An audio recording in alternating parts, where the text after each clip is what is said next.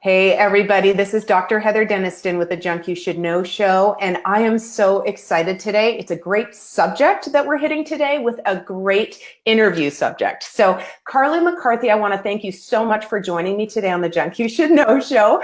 And Carly is stuck on a kiddie seat in a preschool classroom because she had to drop her kids off, and she was kind enough to slot us in where she had a few spare moments, as many busy moms have to do.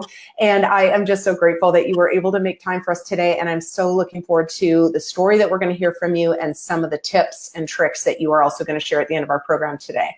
Thank you. I'm happy to be here. Thank you. Yay! So as always, the Junk You Should Know show does have a sponsor, but I like to do a little mini junk before we get started because some folks just want to swing by and get a quick tip. So I'm going to give it to you, and then we're going to get into the deeper content. So the mini junk today is this. I have trouble sleeping, as do lots of people. And there is something I found many, many years ago, and that I did some research on it that has really helped me sleep. And you've probably all heard of it. It's melatonin, but I'm going to tell you some secrets about melatonin. Melatonin works much better if you take it as a spray. If you take it as an oral capsule or pill, it takes 20, 30, 40 minutes to digest and get into your bloodstream. If you take it as a spray under your tongue, it goes directly into your bloodstream, acts within 10 minutes. I get that one on Amazon. I'll put the link below. I absolutely love it. Recommendations are, if you are having ongoing sleep issues, take melatonin nightly for 2 weeks. This particular product, you're going to do 1 to 3 sprays, which is completely safe, and under the tongue, 30 seconds, and within 10 minutes, you'll start to get that sleep feeling, because melatonin, it's a hormone, and one of its jobs is sleep induction. So that is our Junk You Should Know tip. Like I say, I'll put the link for it down below, and it's just a little recommendation for y'all today. Now, we're also going to talk about the sponsor, and the sponsor of the Junk You Should Know show is the Change Cave. And the Change Cave is an online learning institute. It's a 12-module program. It comes with weekly newscasts. It comes with a monthly mindset seminar. It comes with the most interactive, passionate group of Facebook wellness warriors you've ever met. And it is on fire. It's been launched for 2 months now. And I am telling you, I really wanted to validate this whole program, and the response has been incredible. So if you are at all interested in upping your wellness game, getting a little bit more transformation, eliminating those falls off the wagon, then come and join us. It's just $23.99 a month. It's cancelable at any time. I will put the link in the description and in the comments, and please come join us. Just check it out, try it out, and like I say, you can take off anytime if it doesn't fit your needs, but I know it will. And you will be surprised and delighted by what we have to offer there. So that's the Change Cave, and do come and join us. But let's get into our content. The talk today, I can't remember the exact title, but the reason I named it what I named it is because so many folks are like, oh my gosh, summer's coming. I've got to get fit and in shape to wear my bikini. And that whole bikini body mentality is an empty pursuit. It gets you nowhere. Once you achieve it, it's just an excuse to fall off the wagon. And I know for you, Carly, you have a background that kind of delves into this a little bit, of these kind of pursuits of the perfect body, of looking the best and all of that. So I want to start right off by asking you a couple questions about your early background and the struggles that you had that eventually have brought you to where you are today. So could you share with us just a little bit? Yeah, of course. I struggled with body image issues from being a really, really young child. All the women in my family that I was surrounded with when I was young, they used to talk about being fat. They were always on diets. And so I just learned from a really young age that was what you're supposed to do. You got to have this perfect body. It was the, early 90s and 80s back then. So everybody was drinking diet soda and smoking and doing Jane Fonda. And my really issues with eating and my first eating disorder started when I was in the 5th grade. I was trying to starve myself. And from there, it just compounded, and got more aggressive. By the time I was in high school, I had a very bad eating disorder. I couldn't play sports. I couldn't do anything because my whole world just revolved around trying to control my weight and have that perfect body, which to me at the time, it was like the Nicole Richies and the Paris Hiltons. Ah, They were the it girls, and they were just skinny, and that's all I yeah. saw, all I wanted. And that's after airbrushing. Yeah, right. It's Right? not even real. So Yeah. once I graduated high school and I got my first real job, I was bulimic for a long time, and so that wasn't really gonna fly in real life. And so I started using drugs to manage my weight, and that kind of is a whole thing of its own that just kind of takes over and gets out of control. And so um, I just spent most of my life really trying to get smaller and smaller. And looking back on it, what I realized is it didn't matter how small I got. I always wanted to go down that next size. So there was Yeah. no filling that void at all, because it's Yeah. like once I reached one goal, well, there's another goal to get to. And even though I was disgustingly skinny, that's not what I would see when I looked in the mirror. It was just that there was more. I could get skinnier, I could get smaller. And so um, after battling with that for so long, my saving grace was definitely unexpectedly becoming pregnant with my twins, which made me have to make a lot of changes, because for me it was like a light flipped on, and I was like, okay, I have two humans in my body, and now I've Yeah. got to like change. So everything stopped for me in that moment, like immediately, which was really hard on my Yeah. body. You know, I'm honestly surprised that I made it through that pregnancy so well, but that was one of the real turning points in my life. Not just having my twins. I mean, obviously, like any mom out there knows that that's a life changing thing, but also what my body had done for me, even though I had just trashed it my Oh, whole life. That's when things kind of, took off, and I started into a journey of health. And it definitely was aesthetic at first, still, because that's a really hard mindset to get out of. So it wasn't like I just was able to be like, well, I don't care how I look, I'm doing this for my health. But I had that appreciation for my body. And so that's where that little thought kind of stemmed from. mhm. And the more I took care of myself, the more it shifted from how I want to look to how I want to feel. Good. That's so great. And that's just such a big baseline paradigm shift to undertake in order to get true transformational long-term wellness change. It can't be short-term goals. It can't be, it can't only be based on a 30-day this or a 21-day that. Those are fine as support mechanisms. But if the ultimate goal is skinny, bikini body, all of those things that we try so hard to manipulate our bodies into is not only not going to happen, but it's dangerous, as you've just said. And it's very defeating, right? Because you can do this 21-day program and it can work good for that 21 days. But the second that you Yeah. stop, then you start to see those regressions. It makes you feel like you've failed at that program, Yes. when in fact you haven't. But you really have to fix the mind before you can have any long-term success with a physical program, in my So true. opinion. Yeah, yeah, no, that's absolutely the truth. And I thank you for saying that. So how old are your kids now? They're 4. Oh, well, Five. congratulations. They're almost 5. Almost 5. And I love that you said you are sort of awestruck at how resilient your body was to not only get you through a pregnancy, but detox and all sorts of different changes that you had to go through during that period. It's incredible, isn't it? It is mind blowing to me. And I think that was, I mean, I think sometimes we need these really big moments in our life to be able to make some changes, because Yeah. I honestly thought I would be dead by the time I was 30. I used to think Oh, about it all the time. I used to think, man, my mom's going to be so sad, but I'm just using oh, so many drugs that I'm going to have a heart attack at some point. yeah, And then when I was pregnant, I thought for sure, like, there's no way that this is going to happen. And yeah.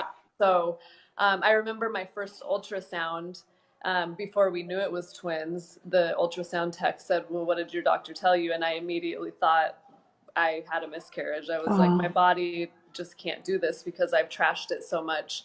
And he really was about to tell me that I was having twins, but that's how I spent my whole pregnancy, just waiting for something bad to happen, yeah. because I didn't know how my body would be capable of handling any of that, because I had never had an ounce of respect for it, never taken care Mm. of it at all. So the fact that it took care of me during that time really just kind of it was like a really raw bringing me to my knees, and like a really thankful feeling, because I carried my twins full term. They were born really healthy, and Wow. people struggle with that all the time. Healthy people who do take care of their Yeah. bodies, you know, they Yeah. struggle with that all the time, and that's not necessarily the outcome. And so Yeah. for me, it became this thing of like, my body took care of me, and now I've got to take care of it too. I love that. I love that. And it is, I'm constantly, as a chiropractor, having had the degree of anatomy, histology, physiology, and embryology, which was one of the most interesting ones. It is mind blowing that we still can get up out of bed and breathe every day. Yes. Because the stuff that has to go on to make us, function as we do, it garners such respect. And I think that's a big part, is learning to respect your physicality and your body and its functionings, and learning to treat it with that level of respect. And so I love that you went through that very big transformation from one end of the spectrum to the other. So thank you for sharing that with us, by the way. That's amazing. Now, Carly, you have a project, and it is called the Strong Body Project. Can you tell me a little bit about where that came from and what it is? It just came from all of the same stuff, you know. Even like I said, after I had my twins, there was a flicker of a thought that I would need to use drugs again to get skinny. And that was a really heartbreaking thought for me, because I just thought, man, I can't even believe I'm considering this, and like, Yeah. that's going to ruin my kids' lives, you know. And even just that thought, it really crushed me, and that's when I had to make the decision to get healthy. And I did that by doing a 21-day program, doing several of them, and failing and feeling miserable, and wanting to go to the gym but feeling really intimidated by it, Yeah. and going on these ups and downs of like hitting a goal and then immediately binging and, you know, regressing, and Yeah. all of the crappy feelings that come along with that. And then at some point, I was also working on personal development a lot, listening to 15 minutes a day of something that would just make my mind better. And one of my most transformative things that I listened to was a talk by Brene Brown. I love her. And she definitely, in one moment, changed my life, because I was listening to a talk by her, and she said, "You can't love your children more than you love yourself." And I immediately just thought, well, that's crap. I would die for my kids. I would do anything for them. I definitely love them more than myself. But she went on to say, the things that you hate about yourself, you will end up hating about your children, whether you like it or not. So when your daughter comes home and says somebody called her chubby or fat, your response is going to be, well, I told you you shouldn't have eaten that donut, versus empathizing and getting to her level and being like, you know, I know how that feels. I've felt that way Yeah. before. And that really struck a chord with me. I was like, I have to fix this problem that I have around body image before I Yeah. can even be successful. And so I had to take a big step back and regress, and I gained probably 10 to 15 pounds, but I had to take the power away from it by Yeah. learning to just basically accept those feelings and move on from them and get back on track. And that's kind of how this project was born. It was like, I'm not the only one that feels this way. In fact, most Yeah. people have some emotional attachment to what's going on with their weight loss journey. And it's just kind of learning to dig in and deal with that and take away the power that it holds over you, which is actually a really, really hard journey to go through. It's Yeah. not easy at all. And it feels really bad some days when you're right in the middle of dealing with all of that. Yeah. But that's when you start to accept and love your body, and that's when the shift happens, where it Yeah. changes from, I want to be old and really healthy and do really cool stuff for the rest of my life, and Yeah. I want to feel good, Yeah. versus I just want to look good. Yeah, and that's so true. And that it's so layered, because the idea of, let's say you take a program that's a couple months long, and then you fall off it and you binge. I mean, there are neural changes that happen emotionally with that behavior of failing at those things over and over again. Your mind is greased to say, well, I'm just going to fail at this. Yeah. And so starting to practice different types of goals and winning at those goals regularly, that aren't maybe, I need to lose weight consistently, or I need to do, I need to go to the gym regularly. And that's a goal, a goal like where you set goals that you can actually win at regularly and your brain starts to be wired for winning. And so I really like that. And one of the things I love about your project the most is it's so body positive. It takes it addresses the self-hatred and the judging yourself and all that, but it also says, I get that you're there, but turn and look over here, because I think, and I love that. It kind of goes back to what you were saying, our bodies do so much to us. And if you think of your body as like, I know this is kind of a weird way to look at it, but your body is really the home for your soul. And so you have to find this balance between your body allows you to do everything that you love in this life, whether it's hiking, whether it's taking your dog for a walk, whether it's getting on the floor to play with your kids, if it's crocheting, if it's painting. Like, these are all things that your body allows you to do. But you look in the mirror and you tell it how much you hate it every single day. You're not a friend to your body, but we should be our own biggest cheerleaders. And really cultivate this home that we have to be able to then express ourselves in the way that makes us happy and fulfilled. And so starting to just think about something that you love doing and then remembering that your body is actually allowing that to happen with all the little things that it has to do to even just keep you alive. I love that.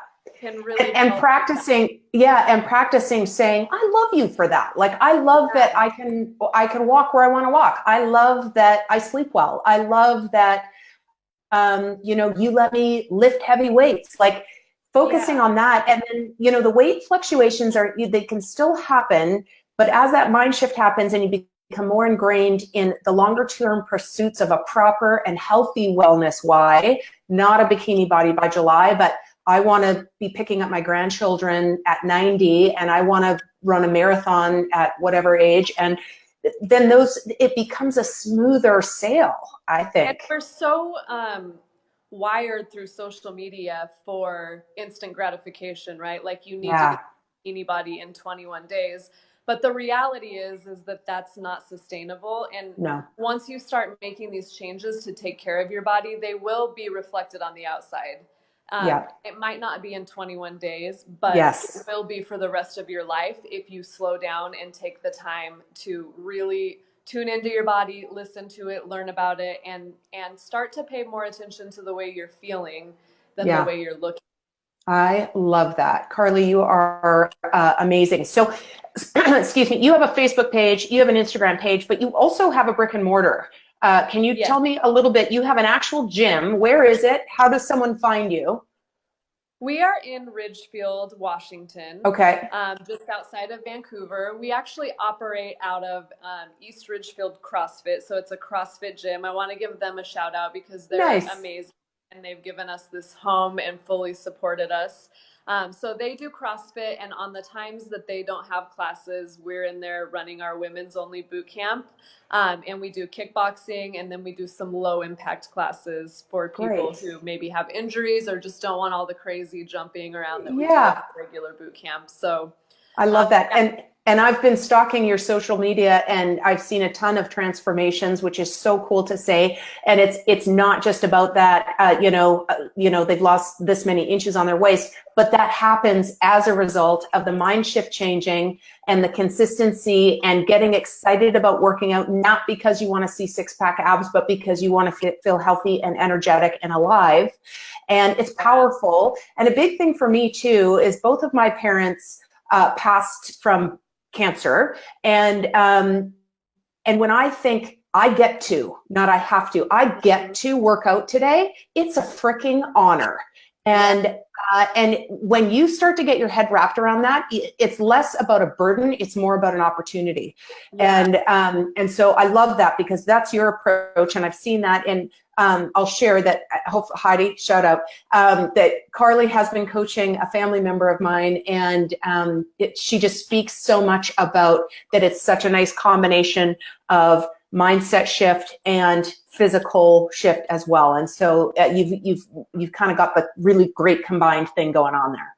We try really hard to make sure that people are appreciating their body for what it is doing. And we try to make this home for women where anybody can walk in and they don't feel judged and they don't have that atmosphere of that they want to hide in the corner and not be part of the group, you know. So mindset is a huge part of it for us. We don't go by weight or measurements. We do the pictures so that people can see that progress, because what we've found is people can lose 15, 20 pounds and look in the mirror and say, I haven't changed at all. And so you pop those pictures up side by side. They're mind blown. They have no idea that they've made that much progress. But we don't focus on weight. We focus on strength actually as a marker. We do these fit tests where you get to see how much stronger you're getting. Oh, that's great. The feedback we've gotten is that it takes that pressure off that everybody feels, and it makes it fun again, and it makes it something that they look forward to doing, because they're not constantly thinking I need to step on the scale and oh my God, I've gained a pound, or I've lost 3 pounds or whatever, you know. And I absolutely, and I think weight is one of the stupidest measurements. It's a data point, but the problem is we're using it as the data point.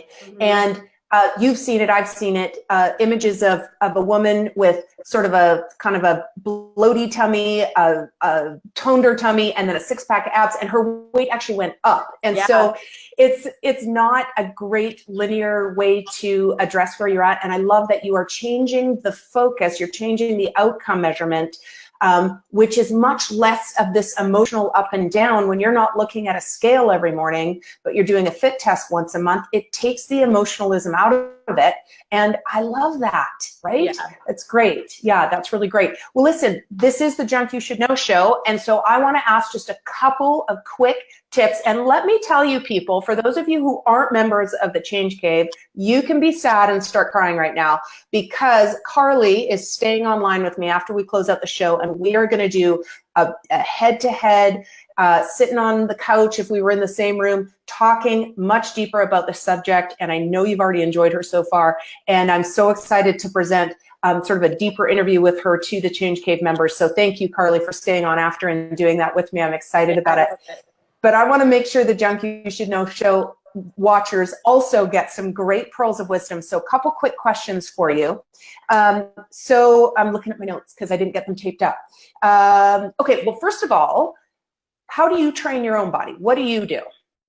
I have learned over the years, I used to just beast and go as hard as I could all the time, and I started getting injured. So I've had to actually take my own advice that I give to people. Funny how that works. Tune into my body, you know, so sit with it and see how it's feeling. And so I've had to kind of rein myself in a little bit from the crazy. I mean, like if you scroll back in my Instagram, there are times when I'm just going ham.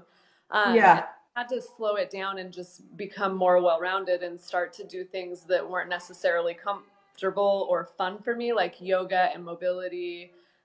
So I just try to change up what I'm doing every couple of months, and just make sure if I'm going too hard at one thing, I'm switching.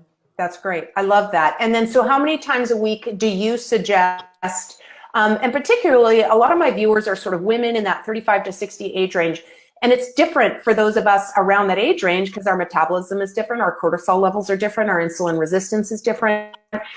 So what do you recommend, like 4 days a week, 6 days a week, 7? Like, what are your thoughts? It's really hard to answer that because it depends on the person. So what I tell people is to gauge it on how they're feeling.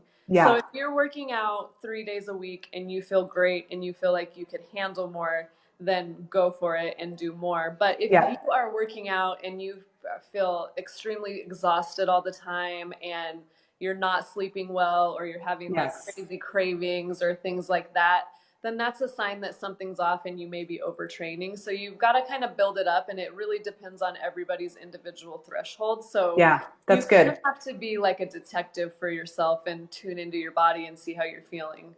I love that. That's great feedback.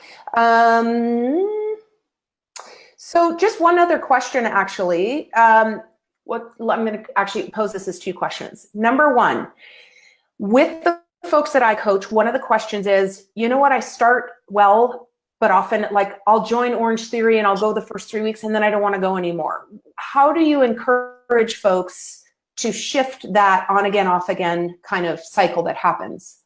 That's a hard one. I mean, that's normal for everybody. So I think not thinking about it as failure, right? Like Yes. we set ourselves up for failure so much by saying, I am going to go to the gym 3 times a week. And then as soon as we fall off for a week, Yeah. we failed and we quit. And so my advice for that is just everybody's going to fall off sometimes. I do too. It's Yeah. going to happen for the rest of your life. Sometimes your priorities will shift, Yeah.